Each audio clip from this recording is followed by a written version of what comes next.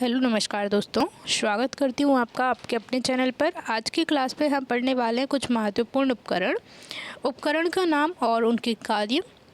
क्रैशकोग्राफ में पौधों की वृद्धि मापन में पौधों की वृद्धि का मापन किया जाता है कि ये जो प्लांट है कितनी ग्रोथ कर पा रहा है या नहीं कर पा रहा है। आखिर मतलब कोई डिसीज़ हो जाती हैं, जैसे कि बॉडी में डिसीज़ हो जाती हैं तो हम चेक करते हैं ह्यूमन बॉडी में, इसी प्रकार से पौधों को रहता है। तो पौधों के मापन का भी क्या होता है, ट्रीटमेंट मतलब चेक किया जाता है कि उनकी वृद्धि किस मिनरल्स के कारण या फिर जो भी खाद्य पदार्थ हैं वो उसे नहीं मिल पा रहे हैं न्यूट्रिएंट्स के कारण, इस प्रकार से।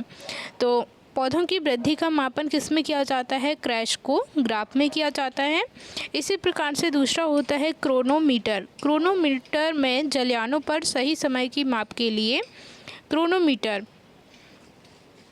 कार्डियोग्राम हृदय गति की जांच के लिए है। कार्डियोग्राम से हृदय की गति को जांचा जाता है कि हृदय की जो गति है उसकी स्पीड क्या है, ये स्लो पोजीशन पे धड़क रहा है, बोलते हैं धड़क रहा है ना, धड़कन होती है, तो ये स्लो पोजीशन है, ये हाई है या फिर मिडिल पर है। इस प्रकार से हृदय की गति की जांच की जाती है, क्योंकि अधिक होता है तो कहीं ना कहीं बीमारी का संकेत देता है, डिसीज़ का संकेत देता है, इसीलिए। कैलोरीमीटर में ऊष्मा की मात्रा का मापन किया जाता है, ऊष्मा की मात्रा। गाइगर काउंटर में रेडियो एक्टिवता के मापन में। गायरोस्कोप घूमती वस्तु की गति ज्ञात करने में।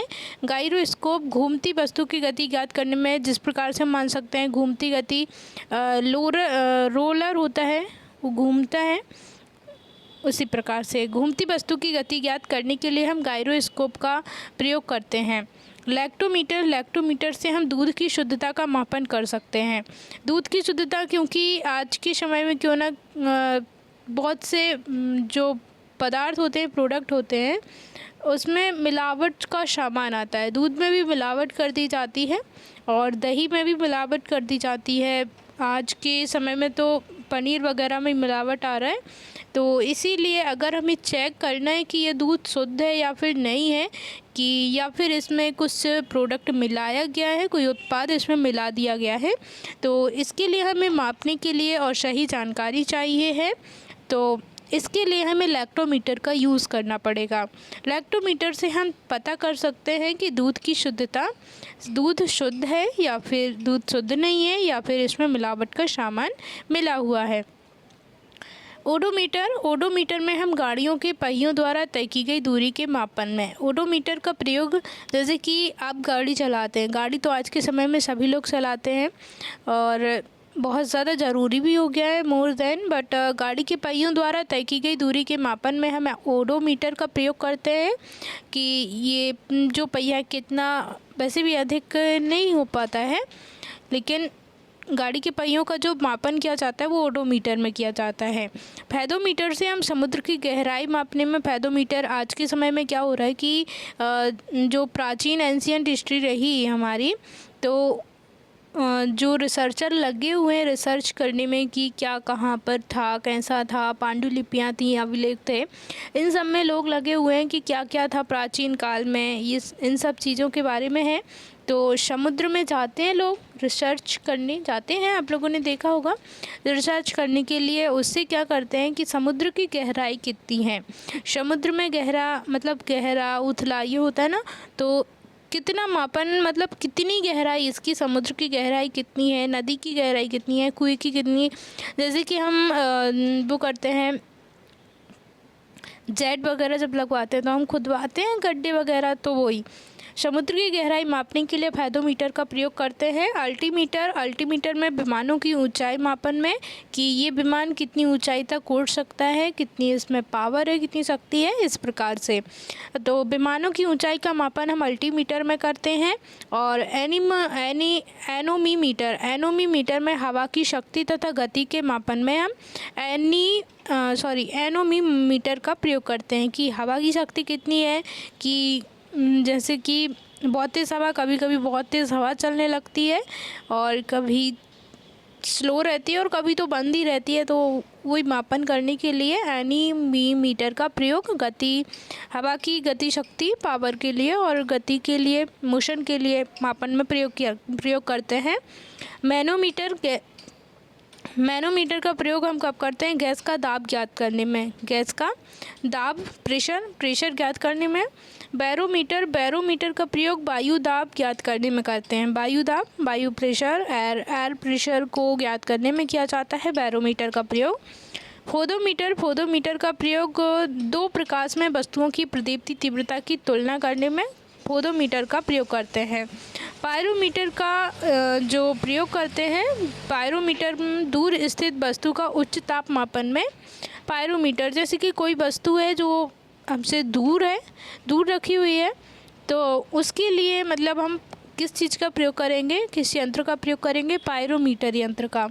पायरोमीटर का हम प्रयोग करके ये जान सकते हैं कि दूर स्थित वस्तु का जो हाई टेम्परेचर है वो कितना हो सकता है और कितना है, इससे हमें मालूम चल जाएगा।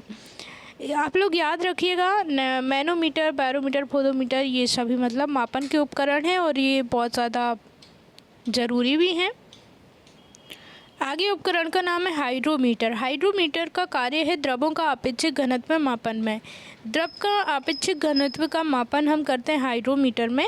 हाइग्रोमीटर याद रखना, हाइड्रोमीटर और हाइग्रोमीटर। हाइड्रोमीटर में हम द्रवों का अपेक्षित घनत्व मापते हैं और हाइग्रोमीटर का प्रयोग हम वायुमंडल की आर्द्रता मापन में करते हैं, वायुमंडल की आर्द्रता को मापते हैं। सिस्मोग्राफ पृथ्वी सतह पर आने वाले भूकंपों के मापन में। भूकंप आते हैं तो हमें पहले से जानकारी हो जाती है कि भूकंप यहाँ पर आने वाला है। आप लोग सचेत रहिएगा। हमें कुछ इंपॉर्टेंट नोटिस दिए जाते हैं ना, याद होगा आप लोगों को। पृथ्वी सतह पर आने वाले भूकंपों के मापन के लिए सिस्मोग्राफ का प्रयोग करते हैं। हमें जैसे कि पहले से ही मालूम चल जाता है, आंधी तूफान ये जो सब कुछ होता है कि रेन होने वाली है, वर्षा होने वाली है इस स्थान पर, मैप के द्वारा हमारे फ़ोन पर पहले से नोटिफिकेशन भी आ जाता है कि यहाँ पर ये होने वाला है। तो ये मतलब आंधी तूफान के बारे में किसी और उसका रहता है। सिस्मोग्राफ से हम पृथ्वी सतह पर जो भूकंप आते हैं उनके बारे में जानकारी मिल जाती है। और स्पेक्ट्रोमीटर से हम पदार्थ का अपवर्तनांक ज्ञात करने में स्पेक्ट्रोमीटर का प्रयोग करते हैं। विस्कोमीटर द्रवों की श्यानता मापन में। टैकोमीटर वायुयान तथा मोटर बोटों की गति मापन में। गैल्वेनोमीटर विद्युत धारा की दिशा तथा मात्रा ज्ञात करने में। ग्रेविमीटर गुरुत्व मापन में। रेडियोमीटर विकिरण द्वारा प्राप्त ऊर्जा के मापन में रेडियोमीटर का प्रयोग करते हैं। सेक्सटेंट का प्रयोग सूर्य, चंद्रमा, टावर आदि की ऊंचाई ज्ञात करने में प्रयोग करते हैं। स्फैग्नोमैनोमीटर रक्तदाब की तीव्रता मापन में। स्फैग्नोमैनोमीटर का प्रयोग किया जाता है। जीटा ताप नाभिकीय ऊर्जा मापन में। फोनोमीटर ध्वनि की तीव्रता मापन में। और क्रोनोमीटर का यूज़ कलर्स वर्णों की तीव्रता ज्ञात करने में, कि ये जो कलर्स है तीव्रता ज्ञात करने में प्रयोग करते हैं। किसका? क्रोनोमीटर का। आज हमने कुछ उपकरण जाने और उनके कार्य भी जाने और उनको काफ़ी अच्छे से मैंने समझाया आप लोगों को। आशा करती हूँ आप लोगों को समझ में आ गया होगा। इसी प्रकार से आप जुड़े रहिएगा, इसी प्रकार से आपके साथ में वीडियो पूरा ज़रूर देखिएगा, अंत तक ज़रूर देखिएगा, क्योंकि आपके लिए वीडियो बहुत हेल्पफुल होने वाला है। तब तक के लिए बाय बाय दोस्तों। इसी प्रकार से हम मिलेंगे अगले वीडियो के साथ में, नेक्स्ट सीरीज के साथ में। तब तक के लिए धन्यवाद।